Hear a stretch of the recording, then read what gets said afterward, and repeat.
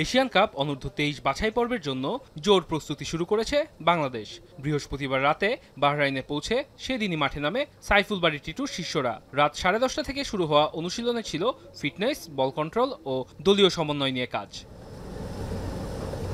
দলটির সঙ্গে কাতার থেকে সরাসরি যোগ দিয়েছেন এএফসি চ্যালেঞ্জ লিগে খেলা 3 ফুটবলার রিমন হোসেন, মেহেদী হাসান শ্রাবণ ও মুজিবুর রহমান জনি। এই তিনজনের অভিজ্ঞতা দলকে দিচ্ছে বাড়তি আত্মবিশ্বাস।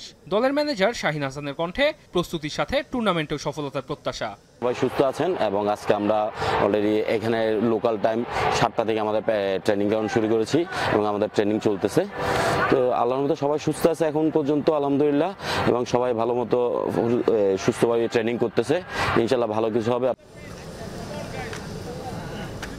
18 ও 22 আগস্ট বাহরাইনে দুটি আন্তর্জাতিক প্রীতি ম্যাচ খেলবে দলটি। এশিয়ান কাপের বাছাই পর্ব শুরু হবে আগামী সেপ্টেম্বরে। সেখানে ভালো ফল করে 2026 সালের জানুয়ারিতে সৌদি আরবে অনুষ্ঠিতব্য মূল পর্বে জায়গা করে নিতে চায় বাংলাদেশ। আশা জাগানিয়া এই তরুণ দল নিজেদের প্রমাণের অপেক্ষায়, আর প্রস্তুতির প্রতিটি ধাপে যেন তারা রাখছে পেশাদারিত্বের ছাপ। সামনে বাছাই, তারপর মূল লড়াইয়ে অন্য গন্তব্য এশিয়ান মঞ্চ।